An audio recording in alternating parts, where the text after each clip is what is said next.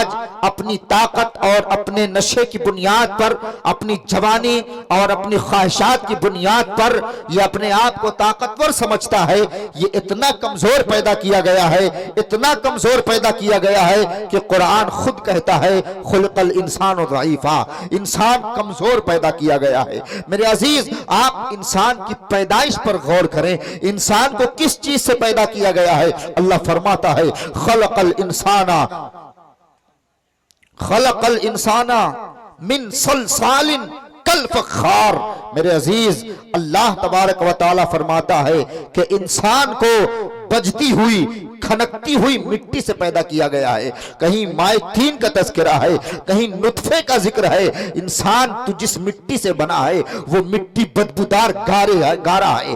تو جس مٹی سے بنا ہے ذرا اندازہ تو لگا انسان کی تخلیق کیسے ہوئی ہے۔ پہلے مٹی کو گوندھا گیا ہے اور اتنا گوندھا گیا ہے، اتنا گوندھا گیا ہے کہ اس سے بدبو آنے لگی ہے۔ کہیں بدبودار مٹی کا تذکرہ ہے قرآن میں کہ بدبودار مٹی سے انسان بنایا گیا ہے۔ پھر اس مٹی کو سکھایا گیا ہے تو اتنا سکھایا گیا ہے کہ وہ بجنے لگی ہے، وہ کھنکنے لگی ہے۔ کہیں من صلصال کہا گیا ہے، کھنکتی ہوئی مٹی سے بنایا گیا ہے۔ خلق الانسان من صلصال کالفخار، کہیں انسان کو بجتی ہوئی کھنکتی ہوئی مٹی سے بنایا گیا ہے۔ کہیں کہا گیا ہے انسان بدبودار گارے سے پیدا کیا گیا ہے۔ یہ اس کی تخلیق اول ہے۔ اور پھر تخلیق ثانی میں اللہ تبارک و تعالی نے وہ اہتمام فرمایا ہے کہ انسان ایک قطرے ناپاک سے پیدا ہوا ہے۔ وہ قطرہ جو باپ کے صلب سے نکل کر ماں کے رحم میں منتقل ہوتا ہے، اسی قطرے سے انسان پرورش پاتا ہے۔ یہ اتنا کمزور ہے انسان کہ ایک قطرے ناپاک سے بنتا ہے۔ وہ قطرہ جب باپ کے صلب سے نکل کر ماں کے رحم میں داخل ہوتا ہے تو پھر وہ قطرہ وہاں خون کے لوتھڑے کی شکل اختیار کرتا ہے، اور ماں کے رحم میں وہ خون کا لوتھڑا اتنا کمزور ہوتا ہے، اتنا کمزور ہوتا ہے کہ اگر جھٹکا لگ جائے تو صورت بگڑ جائے، اگر دھچکا لگ جائے تو صورت میں تبدیلی آ جائے۔ مگر اس کو جھٹکے اور ٹکراؤ سے بچانے کے لیے اللہ اس رحم کے اندر پانی کا ایک سسٹم پیدا کرتا ہے۔ وہ خون کا لوتھڑا اسی پانی پہ تیرتا ہے، اسی پانی پہ وہ تیرتا رہتا ہے۔ جب بھی جھٹکا لگتا ہے، ماں پیر زور سے زمین پہ رکھ دے تو جھٹکے پانی کو لگا کرتے ہیں، خون کے لوتھڑے کی حفاظت کی جاتی ہے، اور پھر اس کے بعد اس میں شکل و صورت بنائی جاتی ہے، ہڈیاں ڈالی جاتی ہیں، گوشت چڑھایا جاتا ہے، چمڑے کا لباس پہنایا جاتا ہے، جلد کا لباس پہنایا جاتا ہے۔ اور پھر اتنا کمزور ہے یہ انسان کہ پورے جسم میں سب سے کمزور حصہ جسے کہیے، اسی کمزور حصے سے یہ دنیا میں باہر آتا ہے۔ اتنا کمزور انسان بنایا گیا ہے، اتنا کمزور انسان بنایا گیا ہے کہ اس کی کمزوری کا آپ اندازہ لگائیں۔ مٹی سے پیدا ہوا ہے، بدبودار مٹی سے، کھنکتی ہوئی مٹی سے، قطرے ناپاک سے، اور وہ بھی ایک شرمگاہ سے نکل کر دوسری شرمگاہ پہ منتقل ہوا ہے، اور وہاں پرورش پانے کے بعد پھر اسی شرمگاہ سے باہر نکلا ہے۔ اتنا کمزور ہے انسان، اور جب باہر آیا ہے، جب وہ دنیا میں آیا ہے، پیدا ہوا ہے، 9 مہینہ ماں کی گود میں رہنے کے بعد جب وہ پیدا ہوا ہے تو اتنا کمزور ہے کہ نہ تو کھا سکتا ہے، نہ پی سکتا ہے، نہ کچھ بول سکتا ہے، نہ کچھ مانگ سکتا ہے، نہ کچھ کہہ سکتا ہے۔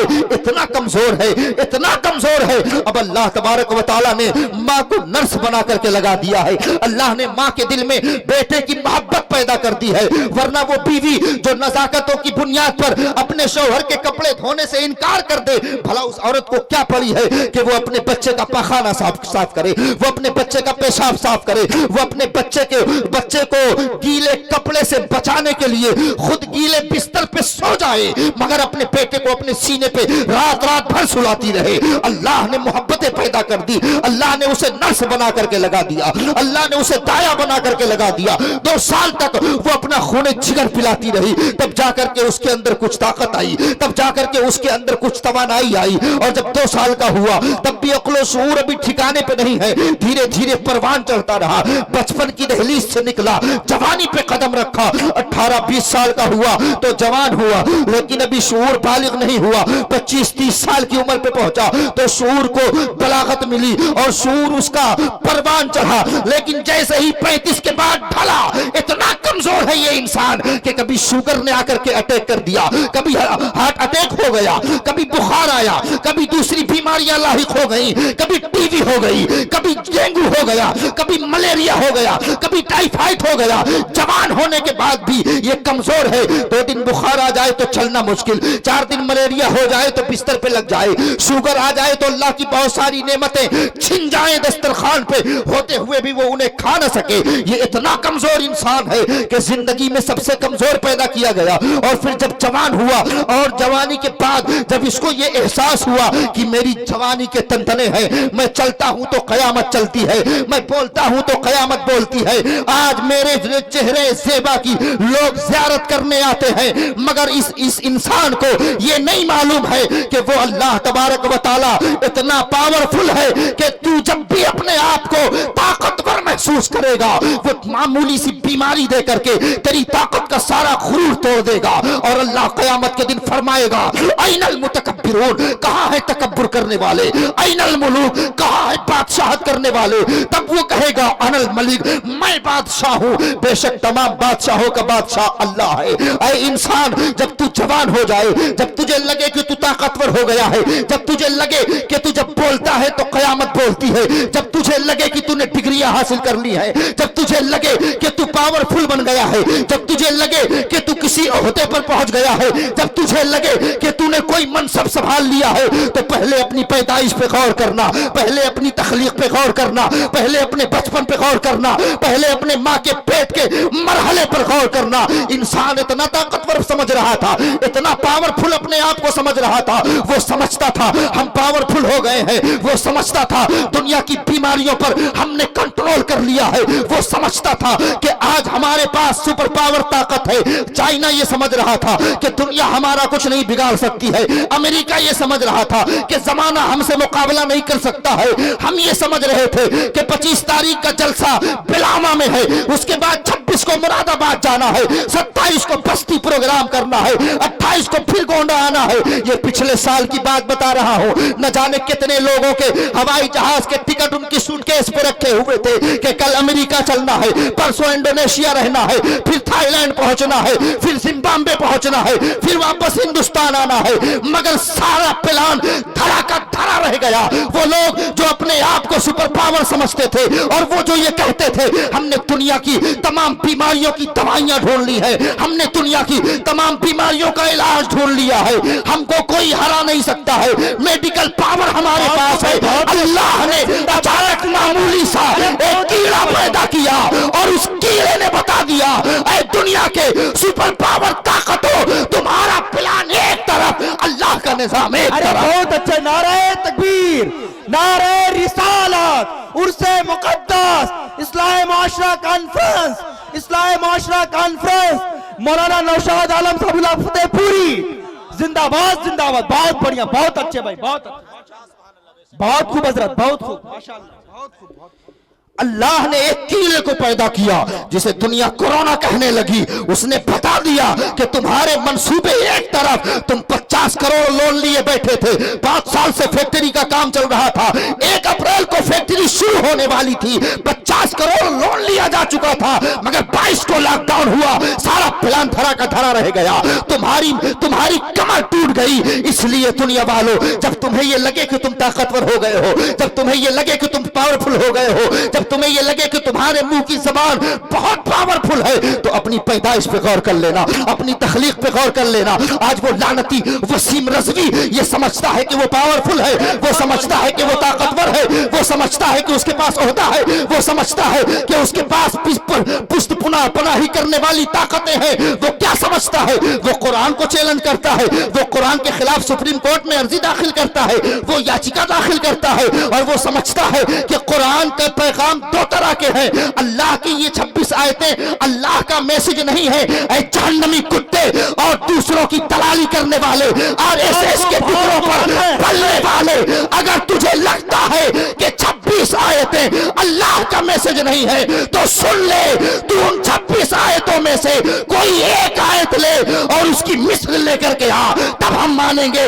کہ یہ اللہ کا کلام نہیں ہے، یہ تیری بکواس نہیں ہے۔ تجھ سے پہلے یزید آیا تھا، تجھ سے پہلے فرعون آیا تھا، تجھ سے پہلے نمرود آیا تھا۔ یزیدی طاقتوں نے پہلے بھی کہا تھا قرآن اللہ کا کلام نہیں ہے، مگر قرآن نے کہا ہے کل ان اجتمعتم الانس والجن، تم تمام جنات و انسانوں کو اکٹھا کر لو، اور اگر تم اپنے دعوے میں سچے ہو تو ایک آیت بنا کر کے لے آؤ، ایک سورت بنا کر کے لے آؤ۔ اور جب وہ نہ لا سکے تو قرآن نے ان کی عاجزی کو ظاہر کرنے کے لیے اور انہیں ذلیل کرنے کے لیے کہا وَإِن كُنتُمْ فِي رَيْبٍ مِّمَّا نَزَّلْنَا عَلَىٰ عَبْدِنَا فَأْتُوا بِسُورَةٍ مِّن مِّثْلِهِ، اگر تم پورا قرآن نہیں لا سکتے تو چلو ایک چھوٹی سی سورت لے آؤ۔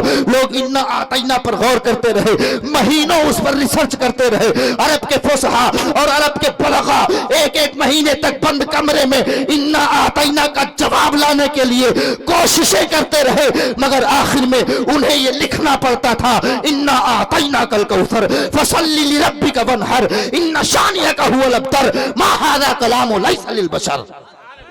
نعرے تکبیر، نعرے رسالت، تحفظ قرآن کانفرنس، علماء اہل سنت، لعنتی کتا مرد آباد مرد آباد، لعنتی کتا وسیم رضوی مرد آباد مرد آباد، لعنتی وسیم رضوی مرد آباد مرد آباد، لعنتی کتا مرد آباد۔ نعرے تکبیر، نعرے رسالت۔ وسیم رضوی حضرت ابھی جو بیان کیے ہیں، یہ وسیم رضوی 26 آیتوں کو لے کر کے اس نے سپریم کورٹ میں ایک دائرہ جو ہے کیا کہ اس آیت کو ہٹا دیا جائے، معاذ اللہ یہ قرآن پاک کی آیت نہیں ہے نا۔ اس کے بارے میں حضرت بیان کر رہے ہیں، آپ لوگ یہ بخوبی جان لیں کہ وسیم رضوی یہ شیعہ سے تعلق رکھتا ہے اور یہ لعنتی ہے اور یہ کتا ہے، بے شک یہ جہنم میں جائے گا، جہنم میں جائے گا، یہ جہنمی ہے، جہنمی ہے، جہنمی ہے۔ سن لو، اس موضوع کو میں اس لیے چھیڑ رہا ہوں تاکہ تم قیامت میں یہ کہہ سکو اے پروردگار عالم، جب تیرے کلام پہ حملہ ہو رہا تھا، جب تیری آیتوں پہ حملہ ہو رہا تھا، جب تیری آیتوں پہ لوگ بکواس کر رہے تھے، جب قرآن کا تقدس داؤں پہ لگا تھا، جب قرآن کے تحفظ کی بات تھی، تو ہم صرف میلے اور ٹھیلے میں مگن نہیں تھے، بلکہ ہم اس کی مذمت بھی کر رہے تھے اور قرآن کی حفاظت کا نعرہ بھی لگا رہے تھے۔ ہم جانتے ہیں کہ قرآن کو کوئی بدل نہیں سکتا ہے، ہم جانتے ہیں لا تبدیل لکلمات اللہ، اللہ کے کلام میں کوئی تبدیلی نہیں ہو سکتی ہے۔ ہم جانتے ہیں اس سے پہلے بھی 84 میں بھی اس طرح کی عرضیاں داخل کی گئی تھی، اس سے پہلے بھی قرآن کو چیلنج کیا گیا تھا، لیکن نہیں، انا نحن نزلنا الذکر وانا لہ لحافظون، اللہ کہتا ہے ہم نے قرآن کو نازل کیا ہے اور ہم ہی قرآن کی حفاظت کرنے والے ہیں۔ یہ قرآن کیا ہے؟ اللہ اکبر، نبی پاک صلی اللہ علیہ وسلم کا معجزہ ہے۔ چونکہ آپ عرس میں بیٹھے ہیں مگر مجھے تعلیم اور قرآن کے حوالے سے گفتگو کرنے کا حکم دیا گیا ہے، اس لیے میں آپ کو سمجھانا چاہتا ہوں، میں آپ کو بتانا چاہتا ہوں، آج حملہ قرآن پہ ہو رہا ہے، آج حملہ 3 طلاق پہ ہو رہا ہے، آج حملہ اسلامی قانون پہ ہو رہا ہے، آج فجر کی اذان پہ اٹیک ہو رہا ہے، اور مسجدوں سے لاؤڈ اسپیکر ہٹانے کی بات کی جا رہی ہے۔ الہ آباد میں ایک لیڈیز ہے جس نے کہا ہے مجھے اذان کی آواز سے ڈسٹرب ہوتا ہے اور میری نیند خراب ہوتی ہے۔ میں پوچھنا چاہتا ہوں، اذان کے خلاف بکواس ہو رہی ہے، قرآن کے خلاف بکواس ہو رہی ہے، شریعت اسلامیہ کے خلاف بکواس ہو رہی ہے، اور تم کیا کر رہے ہو؟ تم عشاء پڑھنے کے لیے بھی تیار نہیں ہو، فجر میں اٹھنے کے لیے بھی تیار نہیں ہو، کے چکر میں لگ گئے۔ بلا شبہ اللہ کے ولیوں کا عرس ہونا چاہیے مگر شریعت کی مخالفت کر کے نہیں، شریعت کے دائرے میں رہ کر کے ہونا چاہیے۔ شریعت کی مخالفت کر کے جو عرس ہوتا ہے تو اس عرس میں صاحب مزار کا فیض کسی کو نہیں ملا کرتا ہے، اس لیے کہ انہیں کسی صورت یہ گوارا نہیں ہے کہ اللہ کے رسول کے قانون کی خلاف ورزی کی جائے۔ حق ہے، بے شک حق ہے، صحیح ہے، بہت خوب، ماشاءاللہ، سبحان اللہ۔ کیا ضرورت ہے دنیا کو برقعے پہ پابندی لگانے کی جب بلاوا کے لوگ اپنی عورتوں کو بے پردہ گلسگاہ میں لاتے ہیں؟ کوئی ضرورت نہیں ہے حجاب پر آواز اٹھانے کی، یہاں قوم مسلم کی بیٹیاں پہلے سے بے حجاب ہو گئی۔ صحیح، حق ہے، حق ہے، حق ہے، حق ہے، حق ہے۔ کوئی ضرورت نہیں ہے ایسے جلسوں کی جس میں بہن اور بیٹیوں کے چہرے کی نمائش کی جانے لگے۔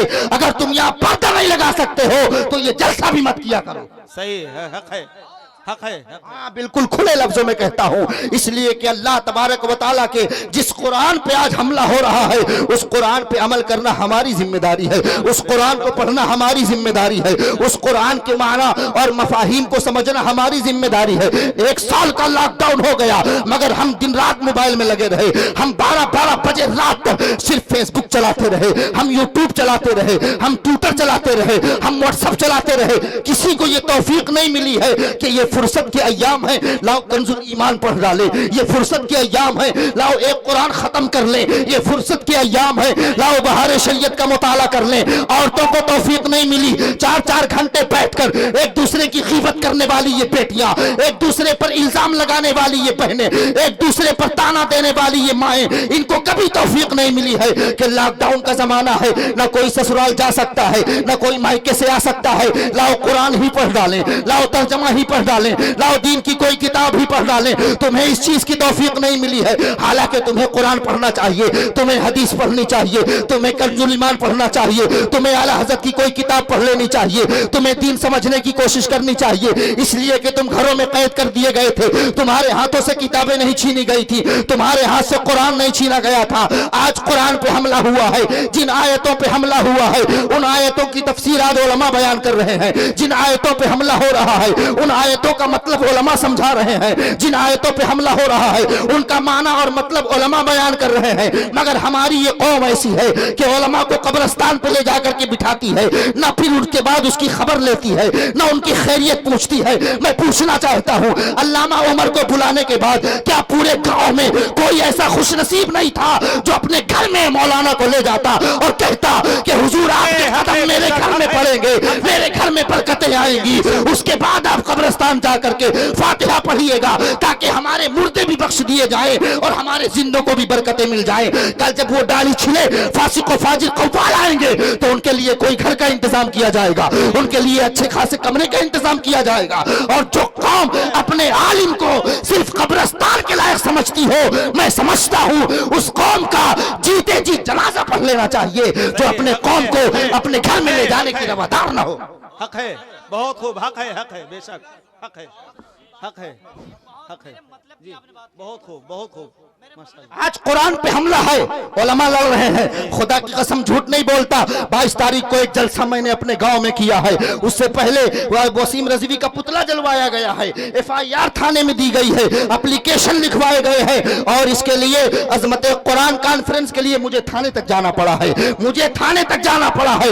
آپ چل کر کے پوچھ لیجئے میرے علاقے میں، میرے گاؤں میں تھانے تک گیا ہوں، مگر جب قرآن کی بات آتی ہے تو یہ علماء آگے آتے ہیں، جب قرآن کی بات آتی ہے تو یہ علماء سمجھتے ہیں کہ اب کیسے معاملات کو طے کیا جائے، اب کیسے قرآن کی عظمت بیان کی جائے، اب کیسے قرآن کو سمجھایا جائے۔ میں پوچھتا ہوں 1 سال کے لاک ڈاؤن میں تم نے ان کی خیریت تک نہیں پوچھی ہے، تم نے غریبوں کی تو مدد کی ہے مگر علماء کی مدد نہیں کی ہے، تم نے یتیموں کی تو مدد کی ہے مگر اماموں کی مدد نہیں کی ہے، تم نے اپنے محلے میں بیواؤں کی تو مدد کی ہے مگر کسی مولوی کی مدد کی ہے؟ ذرا بتاؤ مجھے، تم نے مدد اس لیے نہیں کی ہے کہ تمہیں یہ لگتا تھا ان کی 5000 تنخواہ پہ اللہ بے شمار برکتیں دیتا ہے، مگر سنو برکت اللہ کی اپنی جگہ ہے، صرف ان کی خودداری ہے جو انہیں مانگنے نہیں دیتی ہے، ورنہ یہ بھی پریشان ہوتے ہیں۔ اور اگر تمہیں لگتا ہے کہ 5000 میں اللہ بہت برکتیں دیتا ہے تو برکت والی ان کی تنخواہ